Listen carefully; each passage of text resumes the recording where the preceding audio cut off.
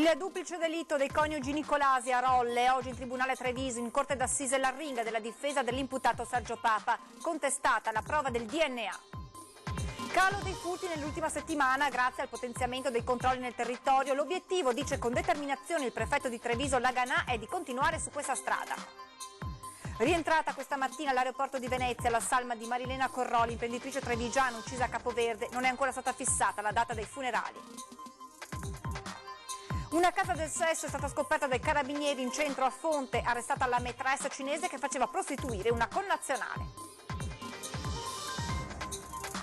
La foto del sindaco di Spresiano è un annuncio dal chiaro sfondo sessuale su Tinder, app di incontri. La rabbia del primo cittadino, non sono io, pronto a denunciare.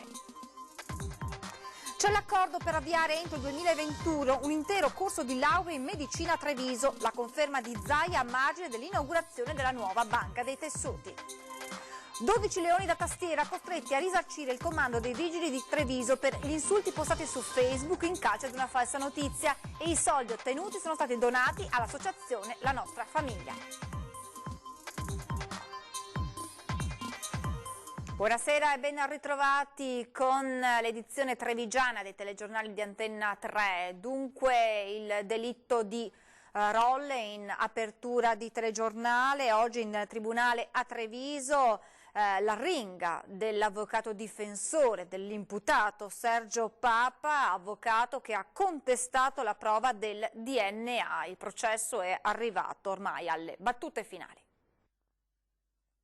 È durata diverse ore in corte d'assise a Treviso l'arringa difensiva dell'avvocato di Sergio Papa, il 35enne di Refrontolo accusato del duplice omicidio dei coniugi Nicolasi, 72 e 69 anni, trucidati la mattina del 1 marzo del 2018 nel giardino della loro casa di Rolle, dopo la requisitoria durissima del PM Davide Romanelli che una settimana fa ha chiesto l'ergastolo. Puntando sulle intercettazioni ambientali dei genitori dell'imputato, la parola è passata così alla difesa, che ha giocato parte delle sue carte contestando soprattutto la prova del DNA. L'unico elemento attorno al quale appunto si è fatto anche ruotare un po' la sua responsabilità è quella traccia di DNA che, ripetiamo, presenta moltissime problematiche di natura tecnica. Le tracce in questione sono state rinvenute sotto le unghie delle vittime, segni che il 35enne dice essere il risultato di una breve colluttazione con Loris Nicolasi avvenuta il giorno prima della mattanza, quando gli anziani lo sorpresero nella loro proprietà. Per l'avvocato quello scontro fisico avvenuto diverse ore prima del delitto non ha valore di prova assoluta.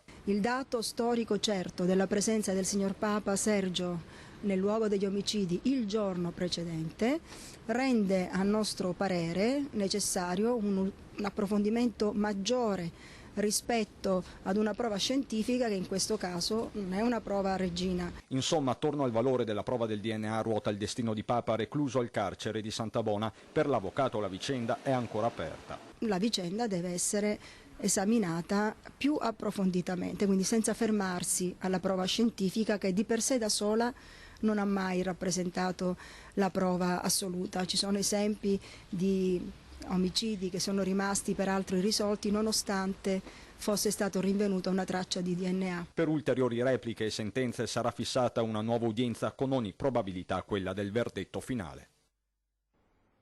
Calo dei furti nell'ultima settimana grazie, spiega il prefetto di Treviso Laganà, al potenziamento dei controlli nel territorio. L'obiettivo, dice con determinazione il prefetto, è continuare su questa strada.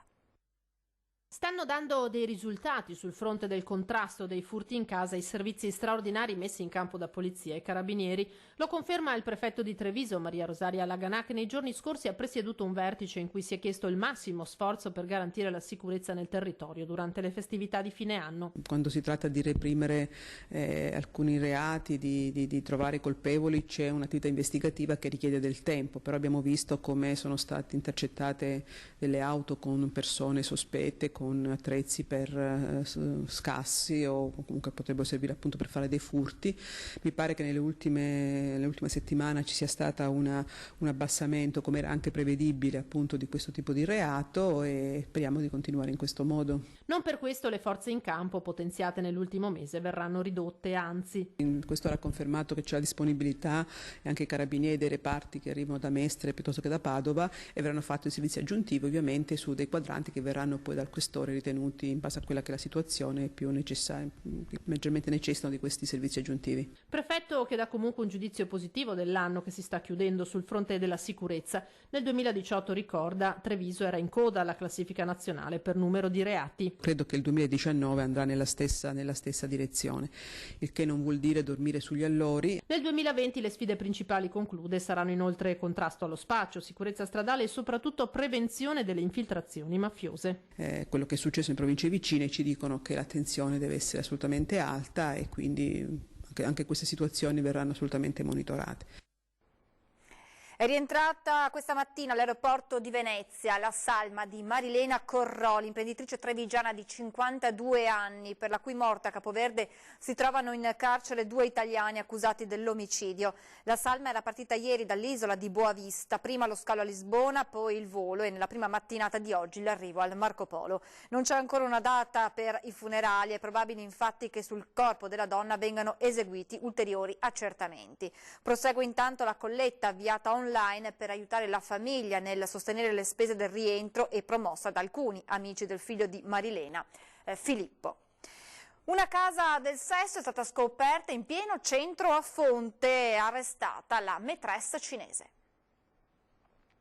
Quell'andirivieni di uomini in centro a Fonte non passava inosservato, frequentazioni maschili assidue da quell'appartamento entravano e uscivano nell'arco di qualche decina di minuti, sguardo basso, atteggiamento circospetto ma inequivocabile, uomini diversi di varie età e professioni, single e padri di famiglia, movimenti che i residenti della zona hanno segnalato ai carabinieri di Castelfranco, che immediatamente sono entrati in azione, scoprendo una vera e propria casa per appuntamenti, luci colorate soffuse, candele, profumatori vari, oltre a una suadente musica di sottofondo. Al momento dell'irruzione i militari hanno trovato una donna cinese 42enne e in un'altra stanza una connazionale 49enne che in abiti succinti aveva appena consumato un rapporto sessuale con un uomo 50enne della zona. Un giro d'affari fiorente per un'attività che si promuoveva sui siti di annunci online. Da tariffario un rapporto sessuale completo arrivava a 70 euro. Sequestrato l'appartamento, i carabinieri hanno arrestato la 42enne portandola al carcere della Giudecca. Era lei la maîtresse di Fonte, ora dovrà rispondere di favoreggiamento e sfruttamento della prostituzione. È stato trasferito nel carcere di Montorio a Verona Alejandro Merane, il 29enne di origini dominicane che lo scorso 4 ottobre ha ucciso a colpi di pistola all'interno della questura di Trieste gli agenti Matteo De Menego e Pierluigi Rotta. Prima di trasferirsi a Trieste, Merane era dimorato per qualche tempo a Ponte nelle Alpi nel Bellunese e a Montebelluna nel Trevigiano. Il trasferimento a Verona è stato confermato dal suo legale. Sono amareggiato, così il sindaco di Spresiano, Marco Della Pietra, dopo aver scoperto che su Tinder, app di incontri, c'era una sua foto e con un annuncio inequivocabile. Raramente ho poche parole, ma stavolta qua faccio anche fatica ad esprimermi. Non so cosa pensare. Non poteva crederci Marco Della Pietra, sindaco di Spresiano, quando un amico lo ha avvertito che su Tinder, app di incontri, compariva una sua foto con il nickname Paolino39 e un annuncio a chiaro sfondo sessuale. L'immagine è rubata da Facebook e piazzata sul social, forse per un dispetto, forse per uno scherzo, ma di cattivo gusto, precisa il primo cittadino. Sono un personaggio comunque pubblico e anche un amministratore del territorio, per cui credo che sia anche una questione di rispetto, ma poi tra l'altro sono anche in campagna elettorale, praticamente credo che sia pessimo, ecco, come scherzo. Qualora non fosse questo, insomma, sappiamo che al giorno d'oggi tra social e tutto quello che gira intorno alla rete, diciamo che diamo autorizzazioni anche quando le autorizzazioni non ci sono. Vedere una foto clonata destabilizza, bisogna pensare a cosa può accadere se si usa l'immagine di un'altra persona. Quando lo si vede succedere in TV è un conto, ma quando succede a te ci rimani male, ammette il sindaco, che si è subito rivolto alle forze dell'ordine per denunciare l'accaduto. Questa mattina ho contattato la polizia postale, insomma abbiamo fatto tutto quello che era da fare a riguardo. Di questa vicenda ora resta molta amarezza. Non tanto o non solo nei miei confronti, ma anche e soprattutto nei confronti di mia moglie, delle mie figlie e di tutta, insomma, la mia famiglia, che non va bene, dai. Lavoro fatto al 99%, così il governatore Zaia sull'avvio di un intero corso di laurea in medicina a Treviso. La conferma a margine dell'inaugurazione del nuovo laboratorio della Banca dei Tessuti. L'intero corso di laurea in medicina a Treviso entro il 2021 tra ULSS 2 e Università di Padova c'è l'accordo, ora restano da trovare gli spazi. Confermo che stiamo lavorando, siamo a buon punto, diciamo che siamo a un lavoro fatto al 99%.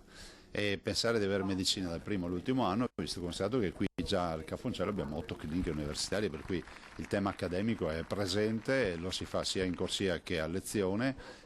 Coronare questo sogno significa portare una nuova facoltà in provincia di Treviso, qui a Treviso. Il governatore ne parla a margine dell'inaugurazione in via Ospedale del nuovo laboratorio della Banca dei Tessuti di Treviso, una delle principali d'Europa, istituita dalla regione nel 2000. 6.000 i tessuti per trapianto forniti ogni anno. Il governatore Zaia, per farsi capire, ha detto ottimi pezzi di ricambio. Beh, di fatto lo sono, un organo che viene trapiantato è un pezzo di ricambio, ma anche un tessuto, fosse anche per un semplice intervento di implantologia dentale, ma anche per cose molto più importanti per il paziente, più vitali, come può essere una sostituzione di un pezzo d'osso oncologico, una valvola cardiaca, sono certamente dei pezzi di ricambio, ma utili per la vita. Nuovi locali, 25 operatori ad alta specializzazione e anche strumenti all'avanguardia come il nuovo liofilizzatore. Ci permetterà di produrre tessuti liofilizzati, quindi privandogli dell'acqua che contengono normalmente all'interno, si riuscirà a conservarli a temperatura ambiente. Questo permetterà ai chirurghi di poterli utilizzare per le urgenze. Caso quote latte con le multe che a distanza di 30 anni molte aziende stanno ancora pagando. Ora l'Unione Europea dice che i calcoli sono da rifare e per questo la CIA di Treviso avanza una forte richiesta alla Regione. Chi sta pagando ha come minimo il diritto di vedere sospeso il suo prelievo. Soggetto quote latte, oggetto pagamento delle stesse dopo che l'Unione Europea ha comunicato che di fatto l'Italia ha sbagliato i conti. Ennesima beffa, oltre al danno, per un settore che, in conseguenza ai provvedimenti, è quasi scomparso dall'orizzonte agricolo veneto oltre che italiano. Stalle chiuse per disperazione, agricoltori che si sono indebitati acquistando quote che tra l'altro ora non valgono più nulla. In tutto questo marasma c'è chi, stritolato dalla macchina esattoriale, ha rateizzato la multa che pagherà per decenni. Ora la CIA, Confederazione Italiana Agricoltori di Treviso, chiede alla Regione, in particolare all'assessore Giuseppe Pan, di intervenire col Ministero. È una richiesta che è già sui tavoli della politica e che speriamo venga accolta quanto prima, come è già successo in altre regioni, fino a quando non avremo chiaro quali saranno le cifre reali e eventualmente rimettendo in pista anche questioni già passate. Un modo per cercare di arginare la perdita costante della produzione di latte veneto a favore di stalle estere. Latte che la CIA sottolinea deve essere tutelato nella sua unicità, non solo come comparto che dà lavoro e futuro all'agricoltura, ma soprattutto per non mettere a serio rischio la produzione delle DOP come Casatella o Asiago. Da dove ripartire? Dall'impegno di tutti quanti, per primo della politica, rivedendo e attuando delle strategie per il futuro in modo che torni a aver senso produrre latte. Dagli allevatori agli artigiani per parlare dello sconto in fattura, perché dalla Commissione Bilancio del Senato arriva un emendamento che accoglie le richieste dell'associazione. Vittoria per le associazioni di artigiani dopo l'emendamento approvato in Commissione Bilancio del Senato sullo sconto in fattura. Il provvedimento cancella il meccanismo che permetteva di cedere il proprio sconto fiscale ai fornitori che avrebbero poi scalato l'importo della detrazione direttamente sulla somma da pagare per i lavori. Prevede l'abolizione dello sconto in fattura. Quindi il fatto di tornare come nella normativa del 2018, quindi il rapporto è cliente-fornitore e soprattutto diretto, e poi il cliente si fa il suo recupero in base alla pressione fiscale che ha. Viene invece reintrodotto lo sconto in fattura per interventi con importi superiori ai 200.000 euro. Su alcuni elementi tipo condomini, su importi grossi, comunque rimane la possibilità della cessione del credito per operazioni di determinati importi. Premiato dunque il lavoro di mediazione delle associazioni artigiani. Chi governa non necessariamente può conoscere poi l'effetto della norma che fa e la considerazione dei corpi intermedi come il nostro, che hanno anche rapporto col territorio, credo sia utile Adesso ci fermiamo per qualche secondo di pubblicità.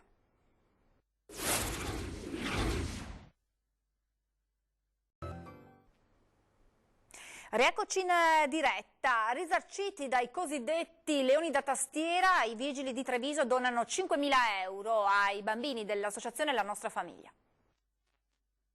5.000 euro per i bambini della Nostra Famiglia di Treviso, donati dagli agenti della polizia locale, che hanno ottenuto quella somma come risarcimento per i pesanti insulti ricevuti 3 anni fa via Facebook. Qualcuno aveva postato la foto di un'auto di servizio posteggiata in uno stallo che secondo l'autore era riservato ai disabili. Da questo fatto erano nate delle offese a tutto il comando di polizia locale, da lì la denuncia da parte degli operatori, circa 50, e da lì la possibilità di risarcire il comune con 5.000 euro. Non si trattava di uno stallo disabile, per di più era in corso un intervento d'emergenza. Posso solo dire che spero che almeno alcune di quelle persone che hanno riversato quell'odio vedano questo vostro servizio e si rendano conto che, come ha detto anche il sindaco, quel gesto di odio si è tramutato in un gesto di amore e faccia riflettere quelle persone in un giorno, tra l'altro oggi, in cui ricorre il 50° di un altro gesto di odio. Mi piace sottolineare appunto come dietro le divise ci siano degli uomini e delle donne che ci mettono tanto cuore, tanta professionalità e tanto amore per la città, e da questo episodio negativo sfociato nei social network poi ne è nato un gesto d'amore nei confronti della Nostra Famiglia, un'altra realtà virtuosa importantissima per il nostro territorio. Alla Nostra Famiglia di Via Ellero, struttura che si occupa di bambini con problematiche di diverse gravità, un regalo di Natale più che gradito. Abbiamo intenzione di rinnovare la stanza di terapia occupazionale, che è una stanza riabilitativa, perché lavora appunto la riabilitazione in terapia occupazionale, lavora per le autonomie del bambino in tutti i suoi ambiti, vita quotidiana, scolastica, familiare. Apriamo adesso la pagina con le notizie dal Bellunese.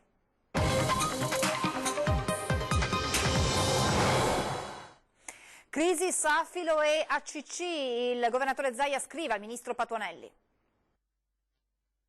Noi siamo molto preoccupati, ho scritto proprio ieri al Ministro Patuanelli affinché ci sia la massima attenzione rispetto a queste vicende. E la provincia di Belluno è una provincia che ha già delle difficoltà, 1 migliaio di persone all'anno se ne vanno da questa provincia, pensare di smettere centri produttivi assolutamente no. ACC, Wambao e Safilo, 2 crisi industriali che il bellunese non si può permettere. Su questo il governatore del Veneto Luca Zaia non ha dubbi, entrambi i piani di chiusura per ACC, di ridimensionamento per Safilo vanno spediti al mittente, e per farlo serve un'azione forte del governo nei confronti dei 2 colossi. Da qui la lettera al ministro per lo sviluppo economico Stefano Patuanelli. Intanto su Safilo la regione con l'assessore Elena Donazzan ha convocato un'unità di crisi per il 20 dicembre. I tavoli sono previsti per legge, li facciamo volentieri, siamo a fianco dei lavoratori, anche questa sfida la dobbiamo vincere, non esiste che si chiudano aziende e si mettono in discussione posti di lavoro. Sul fronte bellunese la politica è mobilitata. Nelle ultime ore un'interrogazione su Safilo è stata presentata alla Camera dal deputato PD Roger De Menec, che parla di dissanguamento occupazionale, mentre il collega di Fratelli d'Italia Luca De Carlo chiede la difesa del Made in Italy. Preoccupato per le ricadute sociali Roberto Padrin, nella duplice veste di sindaco di Longarone e presidente della provincia. Per me le strade da percorrere adesso ovviamente sono 2, quella di cercare di trovare una ricollocazione di questi dipendenti all'interno del settore dell'occhialeria, e un'altra parte è quella invece di trovare delle soluzioni alternative. E questo insieme alla Wambao è sicuramente un colpo molto duro che è stato dato alla nostra provincia di Belluno. E su Wambao proprio in queste ore si è tenuto un nuovo incontro a Palazzo Chigi tra il consigliere diplomatico del Premier Conte e l'ambasciatore cinese. È stata dimostrata attenzione, riferisce il ministro bellunese Federico D'Inca, un vertice comunque interlocutorio in vista del tavolo convocato su ACC il 17 dicembre. Natale all'insegna della sicurezza, ha annunciato una task force di uomini e mezzi. Una task force contro i furti che a Natale raggiungono il loro picco stagionale e a favore della sicurezza sulle strade, prese d'assalto non solo in direzione Cortina. Sono questi 2 obiettivi principali dell'attività di prevenzione concordati in prefettura dal Comitato Provinciale per l'Ordine e la Sicurezza, con il prefetto Cogode, Questura, Carabinieri, Vigili del Fuoco, Polstrada, Finanza Comune di Belluno. Sul fronte del contrasto ai reati, massima attenzione quindi ai topi d'appartamento, ma anche allo smercio di articoli pirotecnici al decoro urbano, nei giorni in cui anche il centro di Belluno sta richiamando diversi visitatori per le iniziative del Natale. Azione coordinata inoltre per la sicurezza stradale con la preallerta del Comitato Operativo per la Viabilità, che sarà immediatamente attivato in caso di criticità tra il 21 dicembre e il 6 gennaio e che vede schierati anche agenti di Polizia Municipale, ANAS, Veneto Strade e SUEM. E di sicurezza si è parlato in questura, dove a capo delle squadre mobili è arrivato Jacopo Ballarin, classe 1982 di Vittorio Veneto, 8 anni di esperienza a Venezia, introdotto dal questore Lilia Fredella, con cui aveva lavorato fianco a fianco nel risolvere il caso dei furti dei gioielli del Marajà a Palazzo Ducale. Ha subito annunciato le sue priorità. Le priorità sono sempre le stesse, comunque contrasto allo spaccio, ai reati predatori e la tutela delle fasce deboli, maltrattamenti in famiglia e cose simili. Intanto in questura a Belluno ha confermato l'arrivo di 5 nuovi uomini, di cui 4 saranno dislocati subito a Cortina. In arrivo anche 2 vice ispettori, un potenziamento atteso da tempo e ora realtà. Subito dopo di noi torna 20:10, si parlerà della strage di Piazza Fontana, poi a seguire dalle 21:15 torna la Zanzega, viaggerà tra 4 dei borghi più belli d'Italia in Friuli, Venezia, Giulia. E adesso vi lascio al presepe realizzato dal signor Luigi Lucchetta di Moriago della Battaglia e poi le previsioni del tempo. Grazie per averci seguito, arrivederci.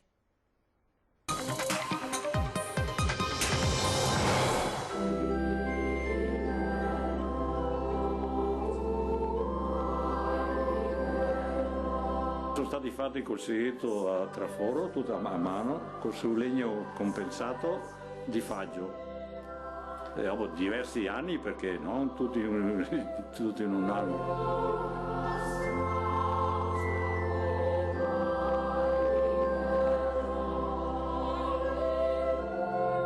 Si impiega tanto tempo, ma comunque io mi diverto, inizio e poi termino quando è finito e basta, non guardo le ore, le giornate.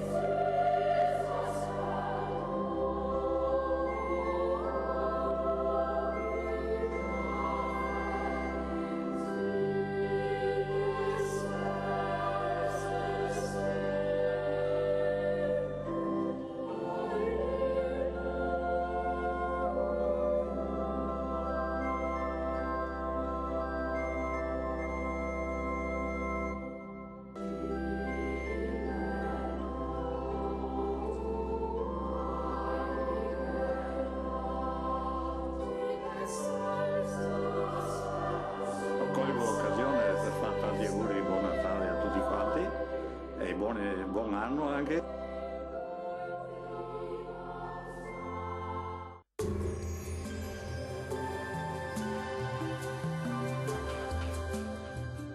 Tonus Laboratorio del Piede, centro altamente specializzato nella costruzione di plantari su misura, dedica nuove tecnologie di rilevazione dei carichi posturali per dare voce alla filosofia di benessere che lo caratterizza. Bentrovati al meteo. Il passaggio della perturbazione raggiunge il suo culmine con tempo instabile e ancora con qualche possibile spruzzata di neve. Il dettaglio di venerdì 13 dicembre. Sul Veneto cielo molto nuvoloso, cadrà anche un po' di neve fino a fondovalle sulle zone montane, con episodi di neve mista a pioggia anche sull'entroterra pianeggiante, altrove precipitazioni. Temperature minime tra -4 e 2 gradi, massime tra 1 e 5 gradi circa.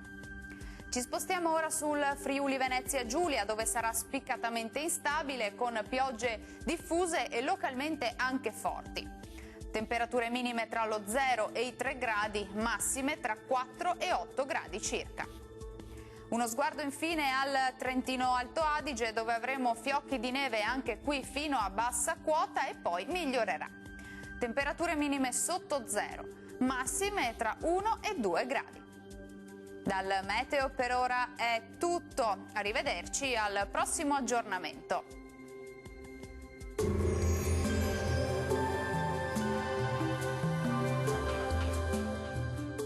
Tonus è il miglior negozio di calzature moda comoda. Qui troverete il più vasto assortimento di calzature Fratelli Tomasi, eleganza e comodità, perché camminare è vivere.